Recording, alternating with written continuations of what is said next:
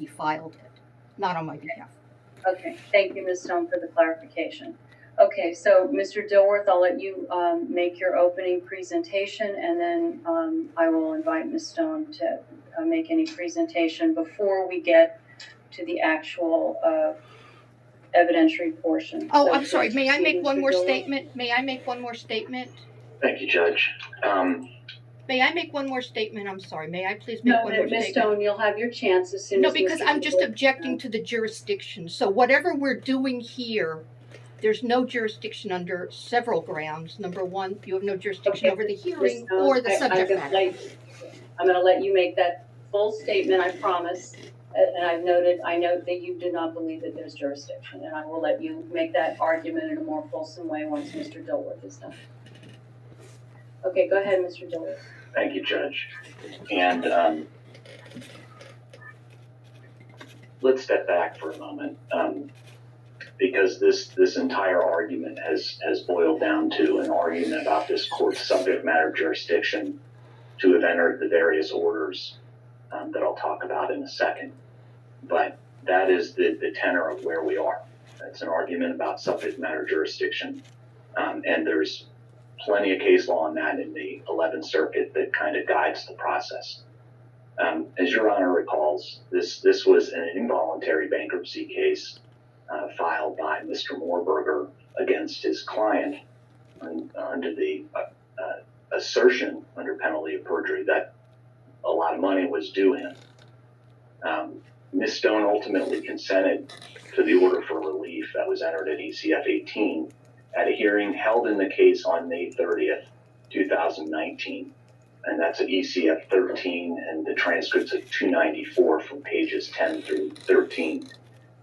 When you look back on how the court handled the case, there were a variety of pleadings pending, and the absolute first thing the court did was ascertain the subject matter jurisdiction to move forward with the case. And Ms. Stone consented to this proceeding moving forward and consented to the order for relief. In the early stages, Your Honor, pre-trustee, Ms. Stone even sought to avail herself of the jurisdiction of this court by filing not only pleadings in the underlying bankruptcy case, but also filing a complaint against Mr. Lustig, the estate's largest creditor, at 19-1165 to determine the validity, priority, and extent of any lien or interest in Ms. Stone's property. And that's the tenor of the complaint. That's the adversary ECF 1 in that matter. There was never a question about the court's jurisdiction over anything. And in fact, after the case was converted and Mr. Tavis was appointed trustee and conducted his investigation of Ms. Stone's pre-petition financial affairs, he uncovered the various transfers of real estate, which is the crux of this case, that were transferred by Ms. Stone to Mr. Moorberger mere days before the bankruptcy was filed by Mr. Moorberger. So based on that investigation, my client filed the adversary proceeding against Mr. Moorberger and his company, First Consultant, among others, seeking to avoid and recover under 548 of the Bankruptcy Code and various other theories, the 3 Arizona properties. And as you look through the docket, obviously the court will recall that there was a final judgment entered on October 22nd, which is adversary ECF 72, declaring the 3 Arizona properties part of the bankruptcy estate. And at that point, the jurisdiction became the real estate interest in Arizona also became subject of the court's jurisdiction. Ms. Stone never appealed that final judgment. Mr. Moorberger attempted to appeal, but that has been dismissed. And that final judgment is a final judgment of this court at this point. So thereafter, Mr. Tavis hired a broker, that's at ECF 306, who began to market the Arizona properties for sale. And then on December 22nd of 2020, Mr. Tavis filed a motion to sell the properties. That's ECF 309. Ms. Stone didn't object to the sale motion, didn't object to the employment or the order employing the broker, and didn't elect to attend the hearings, or elected not to attend. Mr. Moorberger filed some responses where we first start to see the arguments about the court's jurisdiction. But ultimately, the court entered 3 orders, which is 332, 333, and 334, granting the sale motion and authorizing the sale of the 3 Arizona properties that became part of this estate pursuant to the court's final judgment in the adversary. No party appealed those sale orders.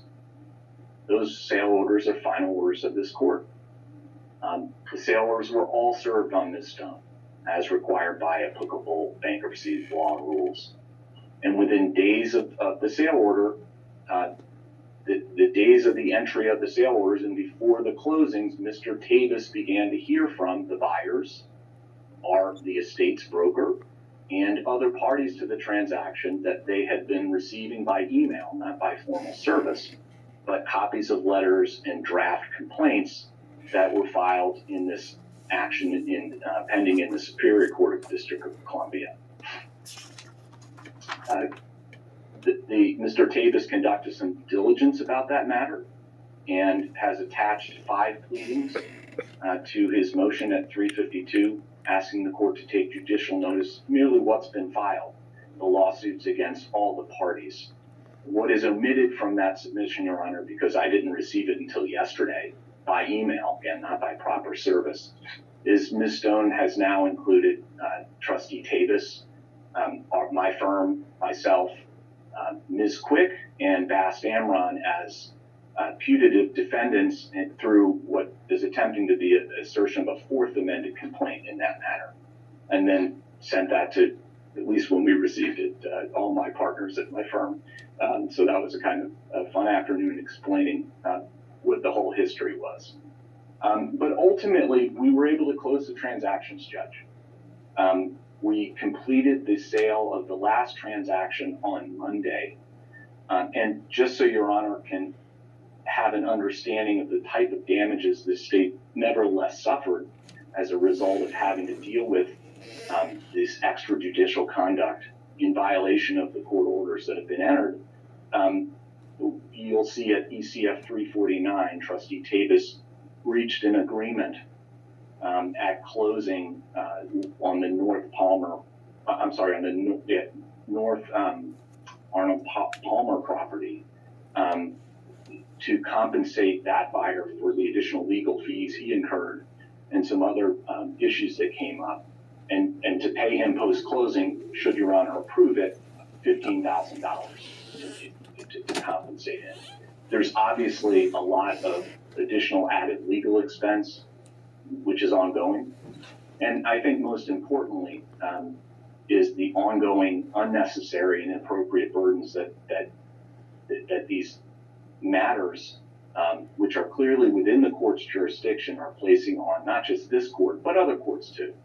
And obviously the judicial system has a finite amount of resources to devote to cases before them. And what is ongoing now is just so far beyond the pale as a matter of law that it is the classic and obvious showing of contempt, not only for Your Honor, but these other judges that don't know what's happening here. Because as you look at the attempted amended complaints, there's no reference at all to orders that this court has entered. Each of those sale orders retained jurisdiction, not only over the parties, but the properties and any disputes, critically any disputes arising from and relating to those sales. Now, what's most interesting to me is when you step back and you examine the law of subject matter jurisdiction, which is really what's being attacked here. That's it now. The failure to participate, where that issue on appeal can be raised de novo. So Your Honor has ruled. The case law in the 11th Circuit and the United States generally is clear. This court has the subject matter jurisdiction to reach the decision on the limits of its jurisdiction. And Your Honor has done that, whether explicitly or implicitly through the entry of orders that have been entered in this case and the retention of that jurisdiction in the sale orders. Had those orders been appealed, that matter would have been looked at by a federal court of a higher federal court with authority to look at that question de novo. So it's very simple. Mr. Warburger knows that. Ms. Stone knows that. She's a lawyer too. But what's happened is disregarding that, to me, is the best evidence that they know that the argument has no merit whatsoever. So instead of appealing it and attacking the subject matter jurisdiction of the court and hope to get a result that the 11th Circuit reached in the Nika Holdings case, where the subject matter jurisdiction of the court was determined to be proper in that case, all the way up to the circuit on appeal at the very end of the case, and the circuit undid everything.